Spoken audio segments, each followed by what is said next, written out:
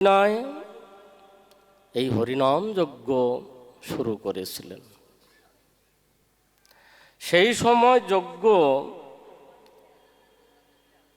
কেমন ছিল? শিবাসাঙ্গিনায় যখন যজ্ঞ করেছিল, সমস্ত ভক্তগণ সেই সময়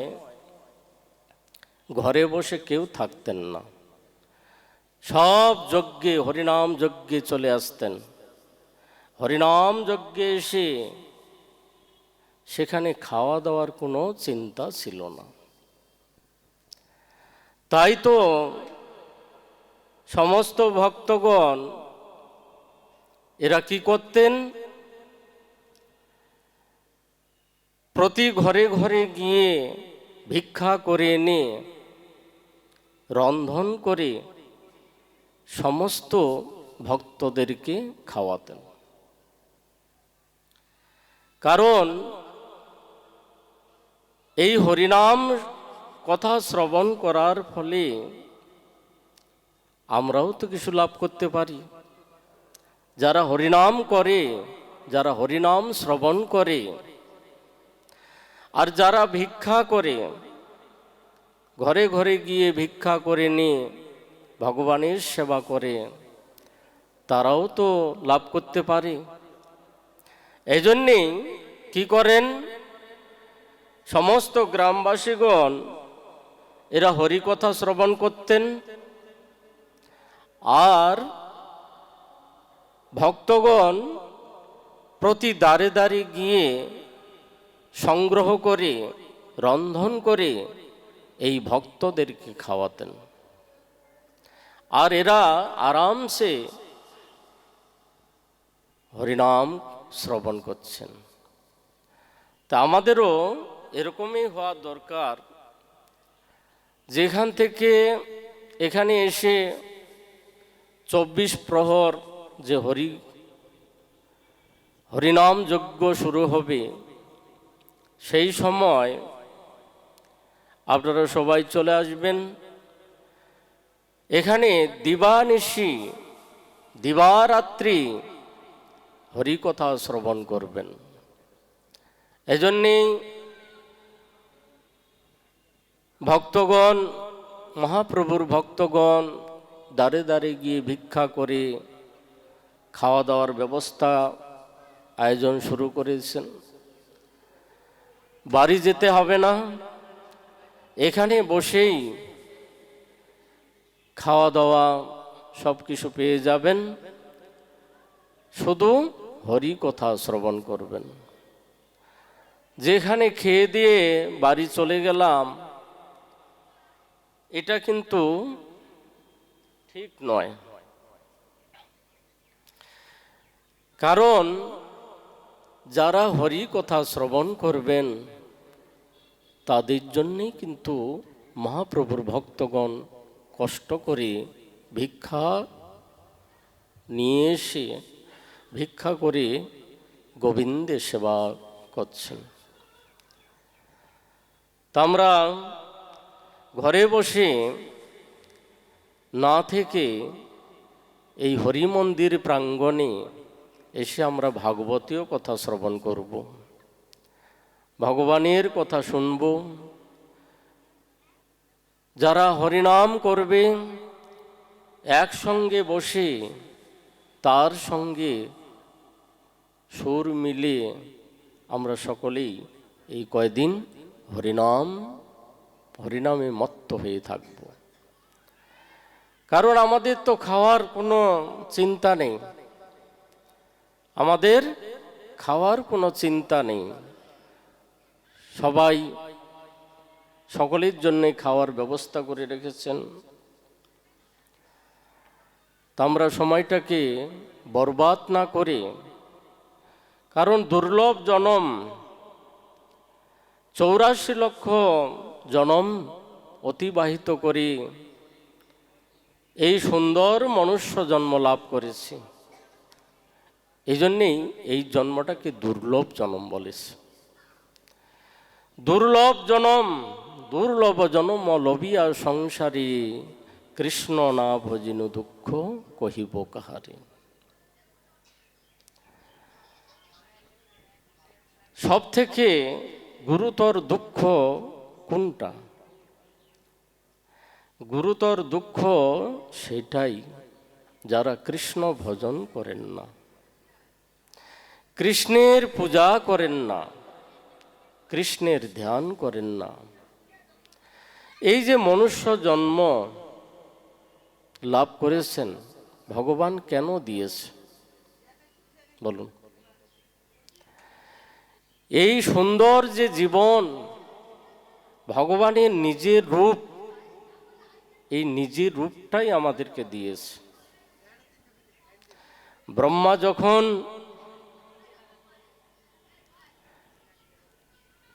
এই সৃষ্টির ভার নিলেন, ভগবান সৃষ্টির ভার করে দিয়েছে।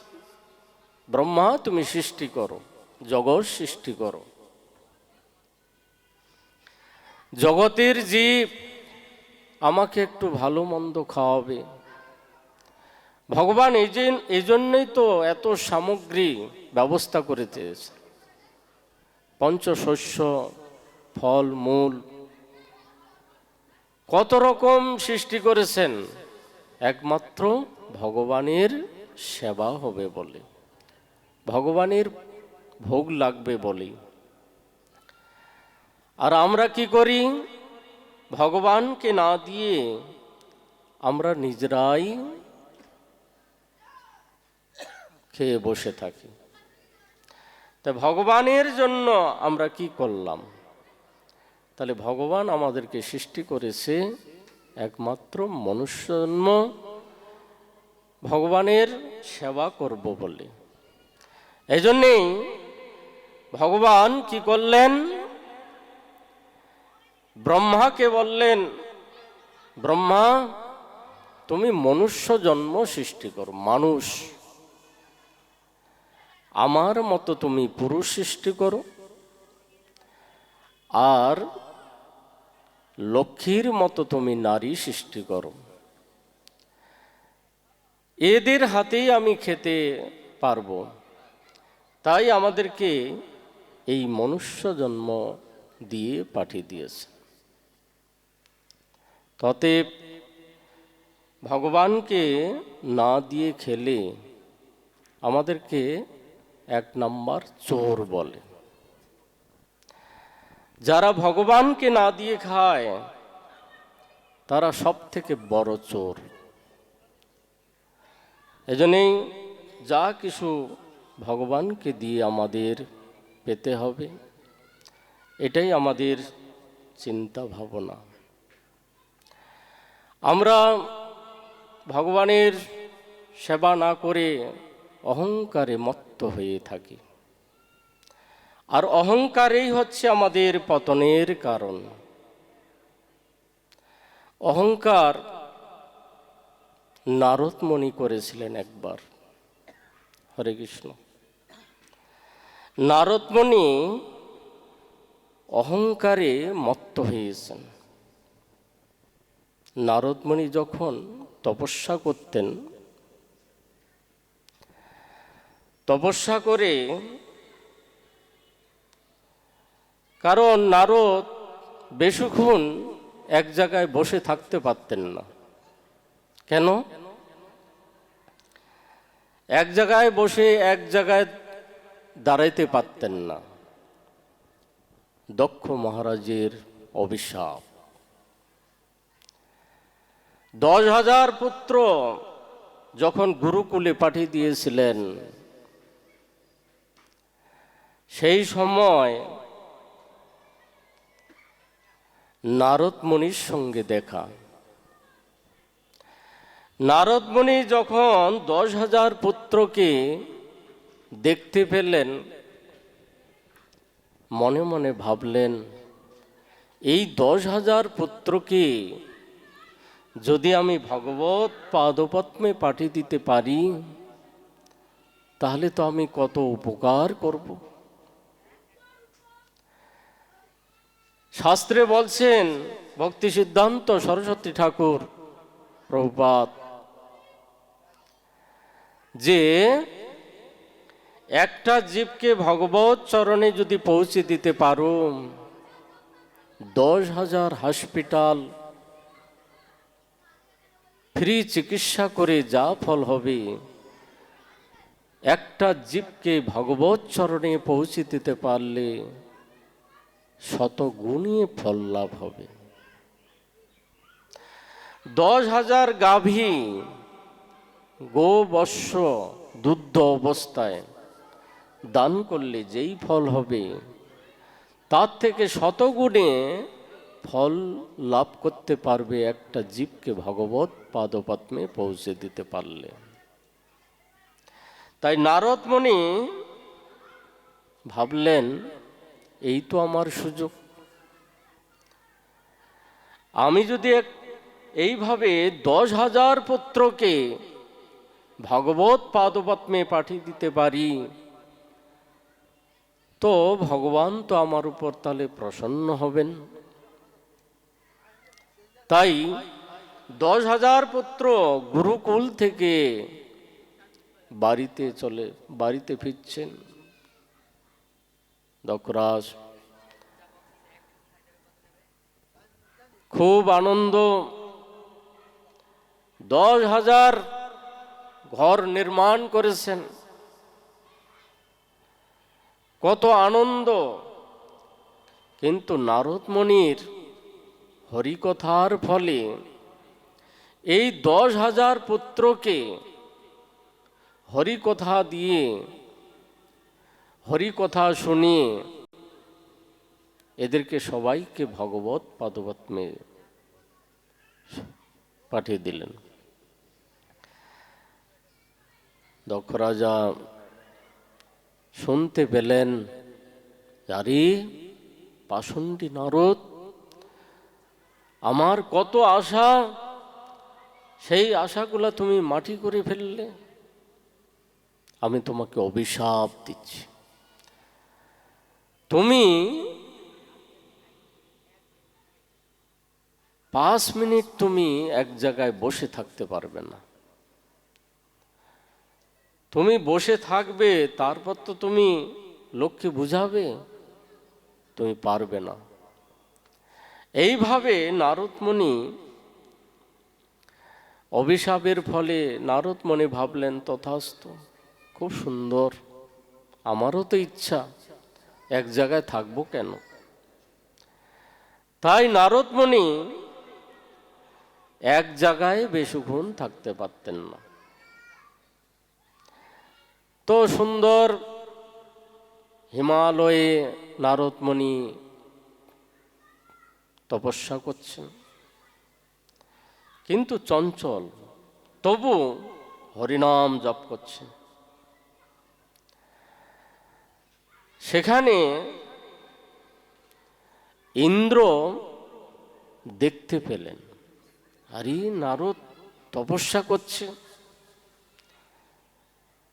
এই যদি এইভাবে তপস্যা করে, তাহলে তো আমার ইন্দ্রত্ব নিয়ে সমস্যা হয়ে যাবে।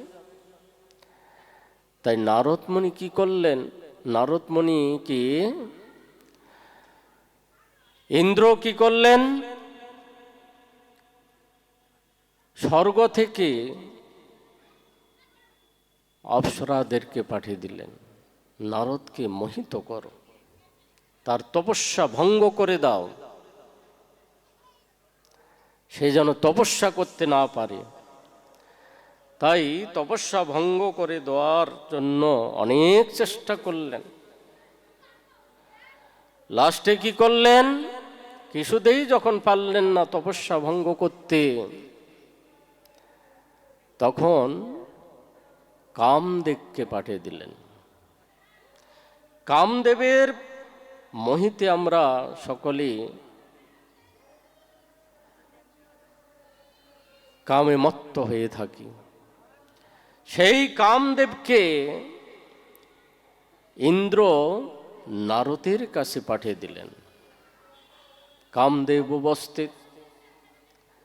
কামদেব সেই কাম শক্তি বাণ নিক্ষেপ করতে শুরু করলেন, কিন্তু তাকে কিচ্ছু করতে পারলেন না। এই কামদেবী রাসলীলায় ভগবানকে যখন রাসলীলা করেন, সেখানে কিন্তু কামদেব গিয়েছিলেন, কিন্তু ভগবানকেও কিছু করতে পারেননি। এই কামদেব মহাদেবকে পর্যন্ত তপস্যা ভঙ্গ করতে গিয়েছিলেন। কেন? তপস্যা ভঙ্গ করতে গিয়েছিলেন তারকাসুর বলে এক অসুর। সেই অসুরকে বধ করার মতো কাহারও ক্ষমতা নেই, কারণ সে খুব তপস্যা করেছিল। তপস্যা করে বর চেয়েছিল, কেউ আমাকে বধ করতে পারবে না। যদি আমাকে কেউ বধ করতে পারে, একজন করতে পারবে, সে হচ্ছে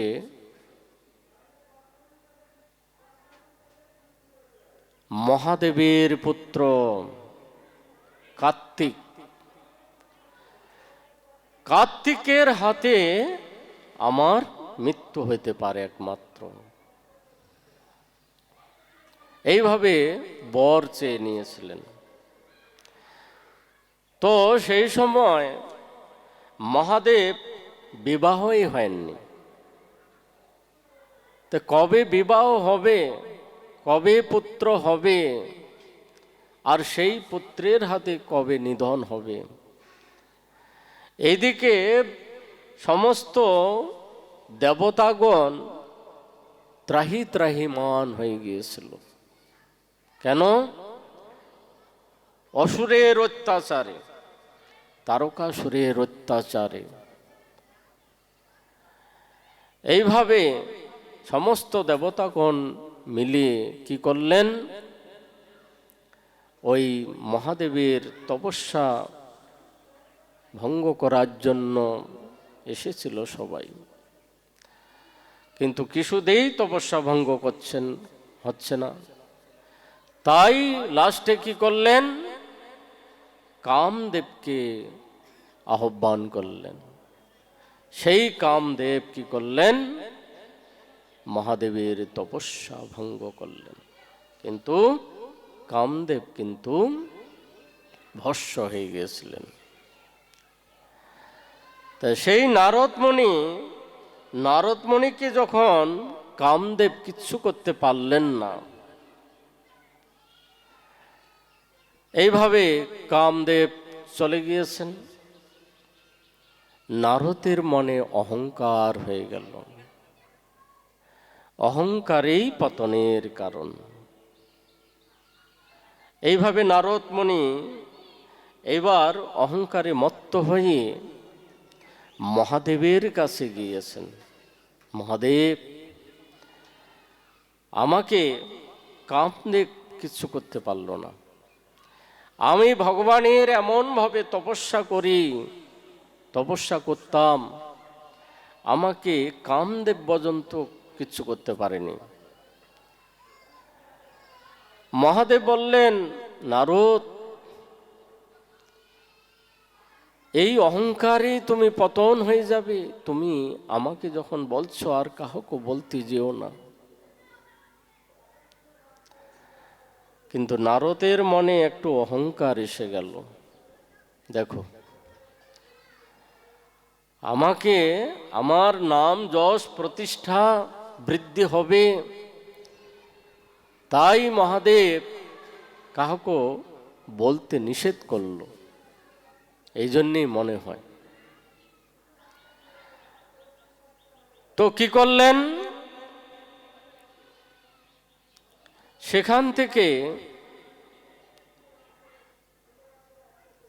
ব্রহ্মলোকে চলে গেলেন। ব্রহ্মলোকে গিয়ে ব্রহ্মাকে বলছেন, হে পিতামহ, আমি এমনভাবে তপস্যা করেছিলাম, কামদেব আমাকে অনেক চেষ্টা করেছিল, কিন্তু আমাকে কিচ্ছু করতে পারেনি। ব্রহ্মা দেখলেন, আরে নারদ, তুমি তো অহংকার হয়ে যাচ্ছে, তোমার অহংকারের জন্য তো তুমি পতন হয়ে যাবে। তুমি আমাকে বলছো, কিন্তু বিষ্ণুকে তুমি বলতে যেও না। কিন্তু নারদের মনে আহারও যে দেখো, আমার একটু প্রশংসা করবে, তা না করে পিতামহ আমার উপর একটু অসন্তুষ্ট হচ্ছে।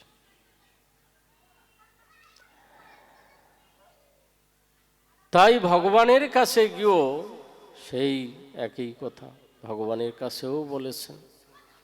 ভগবান দেখছেন তোমার অহংকার জন্মে গেছে নারদ, এই যে অহংকারের ফলে তোমার তো পতন হবে। তাই ভগবান কি করলেন, নারদের একটু পরীক্ষা নেবেন, যে তোমার এতই অহংকার, দেখি একটু পরীক্ষা করে। সেই পরীক্ষা করার জন্য সেই নারদ গেলেন না। নারায়ণ বললেন, নারদ একটু জল নিয়ে আসো।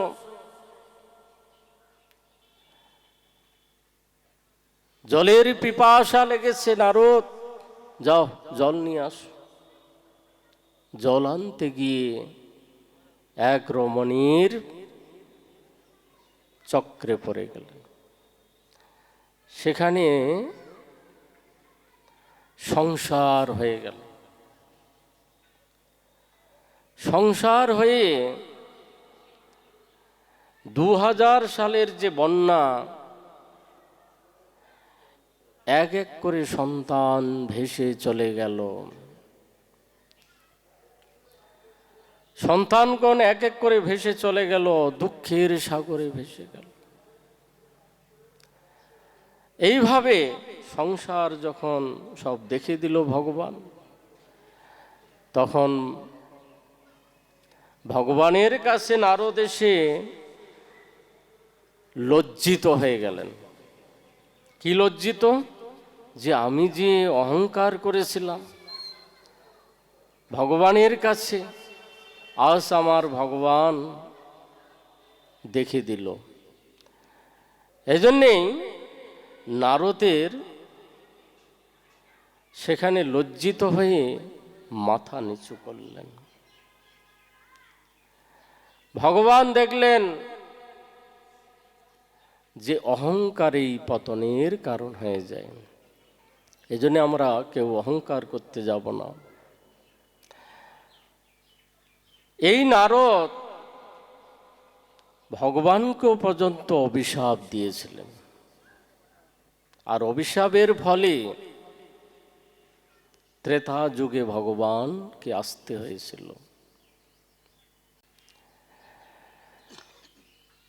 কখন অভিশাপ দিলেন? নারদ যখন তপস্যায় ছিলেন, সেই সময়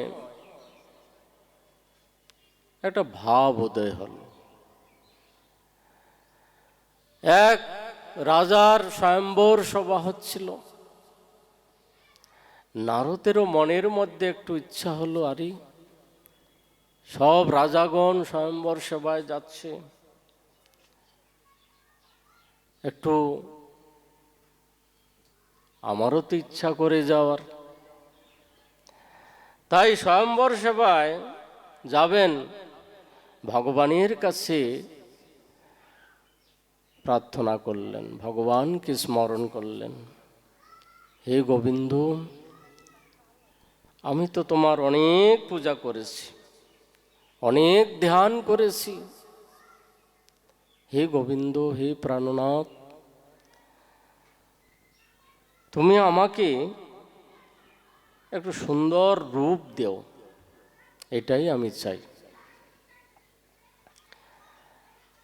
ভগবান বললেন, মনে মনে ভাবছেন যে এই স্বয়ম্বর সেবায় স্বয়ং লক্ষ্মীর স্বয়ম্বর সভা। আর নারদ তা বুঝে না, তাই ওই স্বয়ম্বর সভায় নারদকে এক হনুমানের রূপ দিয়ে দিয়েছেন।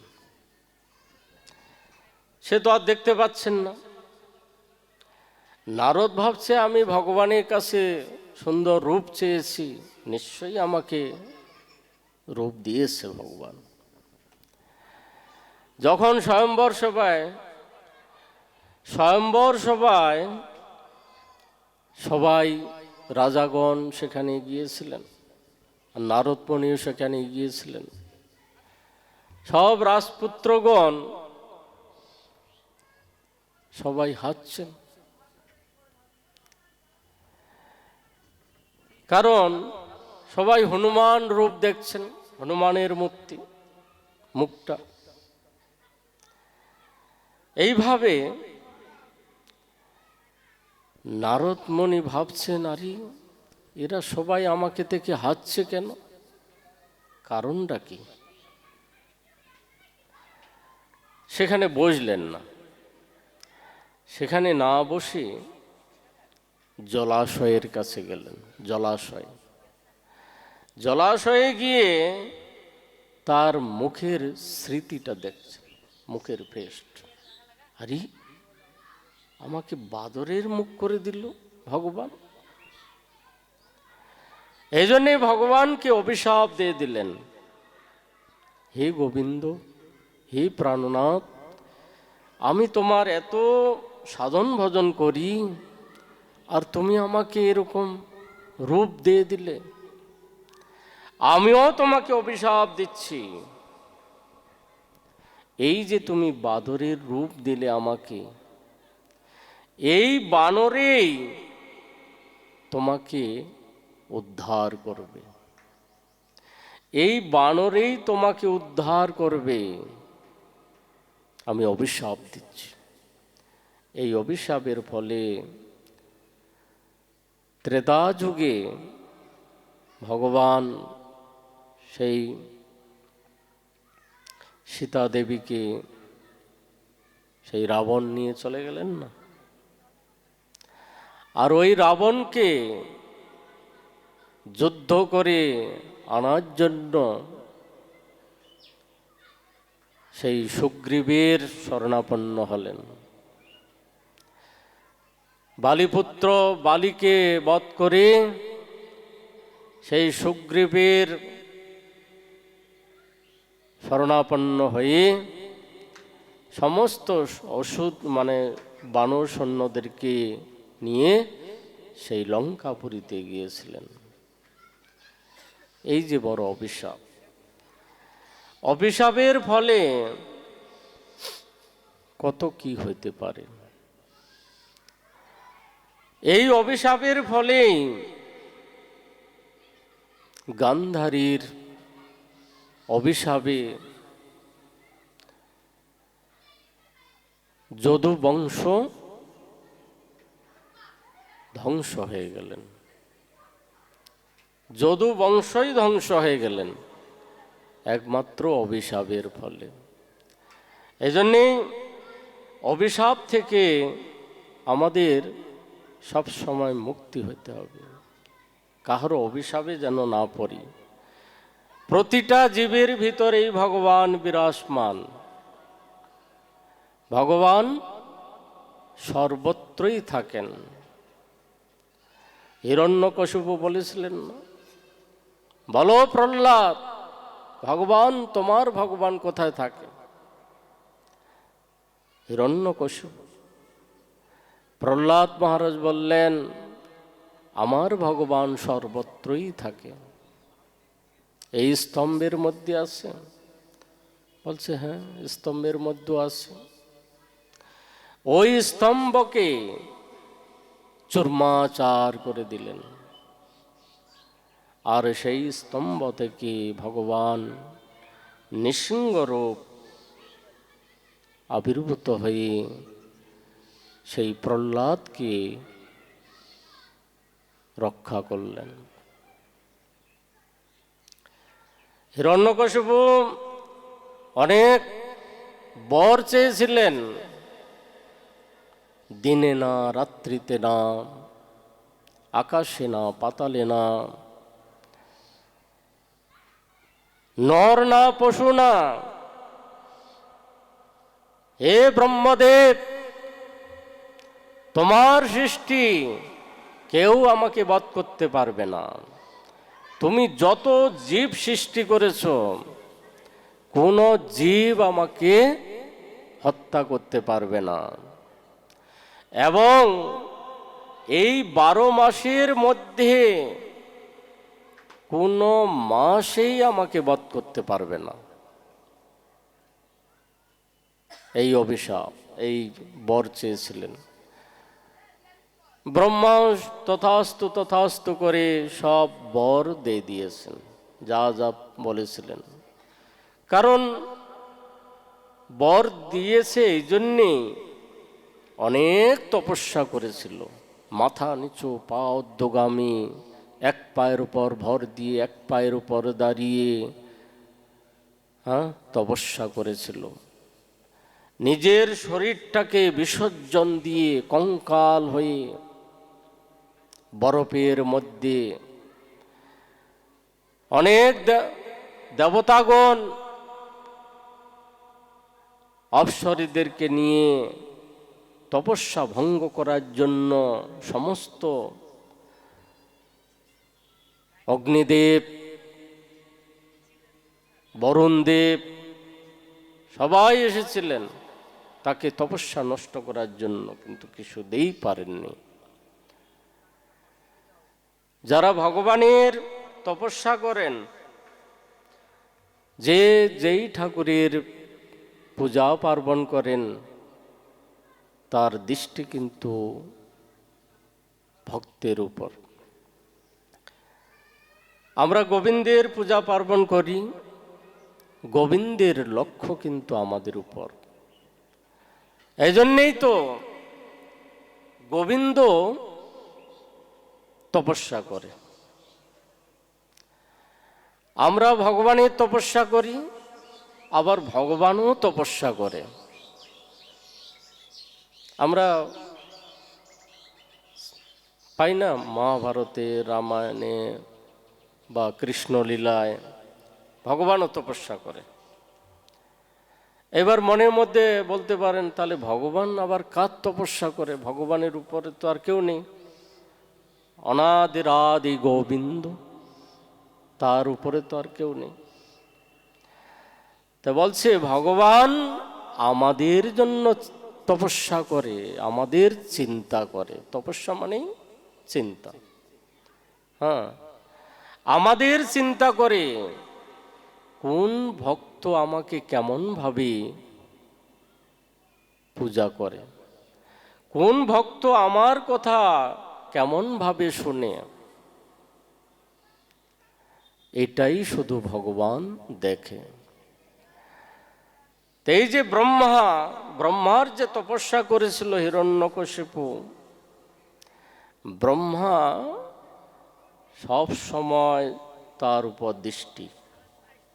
আমরা ভগবানের তপস্যা করছি, ভগবানও আমাদের উপর সব সময় দৃষ্টি আছে।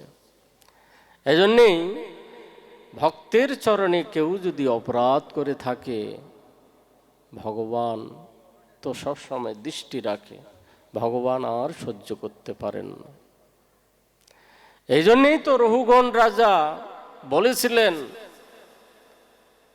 হে মহাত্মা, আপনি কে?